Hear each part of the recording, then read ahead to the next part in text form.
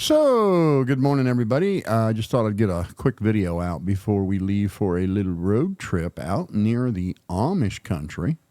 Going to a big estate sale where I've pretty certain I can pick up a few parts I need to finish my hot rod. This dude had a bunch of Mopar parts. But anyway, been long awaited too. Man, I've been waiting for this estate sale for quite a while here. So anyway, I just wanted to share something. There's some, every once in a while something happens that it's just so crappy. You gotta say something about it. You've got to discuss it. And before we get into that, I don't know how many of you watched the quartering, and then there was a pretty popular social media influencer, if you will, Ethan Klein, with the H3 podcast that at one time, a while back, was sort of entertaining before he became completely woke. And in recent days, a perfect example of what it's like or why you shouldn't adopt anybody that's like-minded. We saw an example would be what we saw play out with Crack Squad recently, the Rich Newcuck channel that is an old busybody washwoman that has absolutely not anything going on in his life, so he's completely infatuated with my life. And because this one particular weirdo, I would say semi-psychotic, definitely somebody with some mental issues, dared to make a couple of videos dragging me. He was adopted by Crack Squad immediately and a rock star on the Rich Newcuck channel, Rusty Trucks Newcuck Boy, right? And what did we learn? Why we shouldn't just adopt somebody because they're like-minded. Well, turns out this guy was actually somewhat psychotic. He was a pathological liar who believed his own lies. And he could rattle on for hours nonstop without taking a breath, and every word of it be completely fabricated. He literally pretended to be someone else. Claimed to own 2/3 of northeastern Tennessee, and sold 4,000 motorcycles in a small mom and pop, small town dealership. And owned 11 tire machines and was world famous and was a retired motocross champion and raced in Europe. And it turns out he was nothing but a big poser. And because the ignorance of the Rich Newcuck channel, infatuated with my life because he doesn't have one, he let this guy con his subscribers into buying stolen merch from him. So now this imposter has some of his subscribers' credit card info after they purchased stolen merch from him. And so that brings us to what we see going on with Ethan Klein today, who again was someone that was out there adopting anybody that was like-minded regardless. And he went down this woke path where no matter what it was, if it was on the left and it was woke, he was supporting it. No matter how absurd, no matter what, he was supportive of it, right? All the LGBTQ stuff, the George Floyd stuff, just all of it. Right, the January 6th big conspiracy, the Never Trumper stuff, just anything. If you were down, if that was the program, he was down with it. And he built this whole audience of far left lunatics. And slowly, all of his fair-minded, conservative viewers that once used to watch the podcast because it was entertaining left. Because it became this left-wing cesspool of just wokeness. Well, turns out Ethan Klein is Jewish. And his family lives in Israel. And his audience and even his own Reddit subgroup are supporting Hamas. And they have unleashed a campaign of hate on him, his own audience. Not because of something he said, not because of something he did, but it's because he's Jewish and his family lives in Israel. And I don't know how many of you watch The Quartering, but The Quartering has spoken about this quite a bit. And I would suggest you watch this episode from The Quartering that is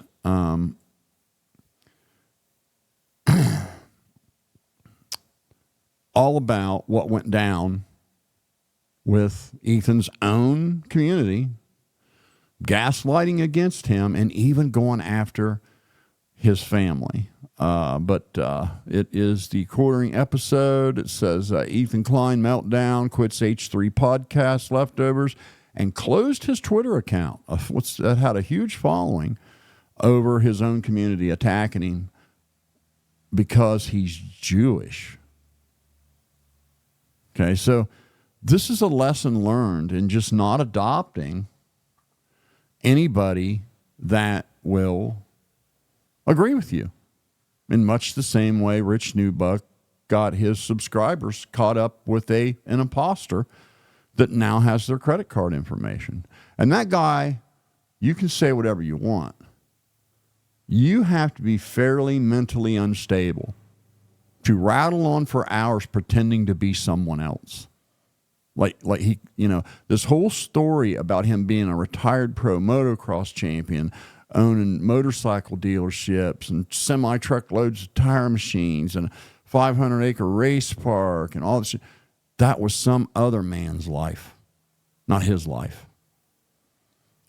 And so now that brings us to the topic of this video today.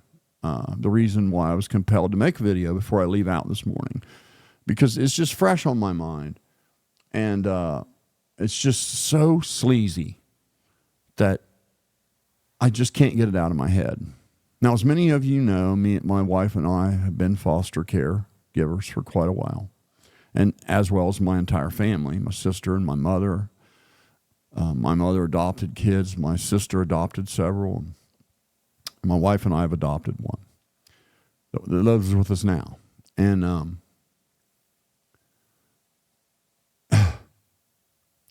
one of these young men that spent quite a long time with our family, he came to our family in the foster care system when he was around 8 years old. He had no family. His mother was a drug addict and ended up being a prostitute, and then ended up doing some serious prison time, and is now hasn't been heard or seen from in years. And he never knew any of his extended family, like aunt, grandma, grandpa, none of that. We were the only family this child ever had. And when he got to be around 19 years old, 20 years old, he himself started to get into an addiction with pain pills, like many kids that age have today, for whatever reason. And he's had a tough road to hoe. He's done 2 stints in prison from it, and short ones, but nonetheless. And I know I had vlogged about this a while back. He had reached out to us wanting help, and he was living in a homeless camp in the woods in a tent. And we went and got him, and got him cleaned up and some clothes, and and had made arrangements for him to go in a very good rehab. I mean, one of the best ones in the area. Were willing to take him after I told them his story, and they were just willing to take him. And so he had gotten a hold of his old caseworker from the foster care system, and she came and picked him up and was taking him to go to this rehab, and they were just about there, and all of a sudden, at a traffic light, he jumps out of the car and takes off. Fast forward a few months, he finally does check in this rehab, and he's doing very, very well. He's been there for, this was in July, I believe. So he's been there ever since July in the rehab and doing very well. That lady that is his counselor has called us about once a month and just sort of told us what he's got going on. We've stopped over there and visited with him a couple times. But now here comes the sleazy part, okay? Our court system in this country is a mess. It's a hot mess. It's all about profit and money. We've in this particular county where this kid is residing, they have built this massive new jail that went way over budget, and it's way too big for a county that size. But they sold this thing to the taxpayers, and they got to keep it full. So they just frivolously throw people in jail and keep them there as long as they can. And they've got all these outsourced, food vendors and clothing vendors and laundry vendors and commissary vendors. And, even the family, if one of the people in the jail needs to call you, they got a phone system that rapes the family of $15 a call. And it's just a hot mess, right? And with this recent opiate addiction raging the way that it is, a lot of hospitals have had to bring in full-time police officers to be around the emergency room area, because some of these pillheads will actually injure themselves to get pain medication. And they were literally will injure themselves. And so fast forward, the kid's in the rehab, he's doing very well. He's been in there since July. This is the longest he's been in there since he had his addiction problem. And he's looking as good as he's ever looked and has an outlook on life that is positive. And he starts to develop a stomach condition where he's getting these massive cramps and stomach pain. It's like just curling up in a ball on the floor. And so the nurse at the rehab said, we need to take him to the emergency room. She could tell something serious was going on. So she takes him to the emergency room and sets him down in the waiting room and checks him in with the nurse. And in a few minutes, a police officer walked over, had him stand up, and put handcuffs on him.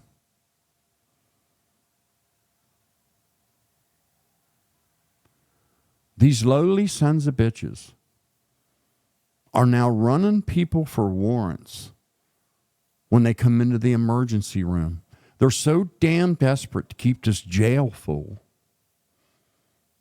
that when someone comes to the emergency room, before they're even seen by a doctor, you've got a handcuff hungry cop running warrants. This guy literally sits behind the nurse, and whenever someone checks into the hospital, they run and see if they got warrants. Is that not the most sleaziest thing you've ever heard? And you talk about crushing a kid's momentum. It's like every time these people raise their head up just a little bit, the system beats them back down. They've had his license held hostage over court fines that he can't pay because he hasn't worked, because he don't have a license, and he's been fighting an addiction, and he's been in jail. But they hold his license hostage, and then, like 2 years ago, my wife and I gave him a car, and he couldn't even get tags for it because they had a fucking registration freeze on him. It's like every time, once they're in the system just keeps beating them down. And here this kid's got a warrant out of another county for a ridiculous unpaid court fine. And he goes to the emergency room, and instead of going back to the rehab where he's been thriving, now they're going to haul him into jail and make him sit there and jail off his court fine around a bunch of other addicts. After he went to the hospital to get seen. I just thought I'd share that with you guys. And hope everybody has a good day. We'll see you on the next video.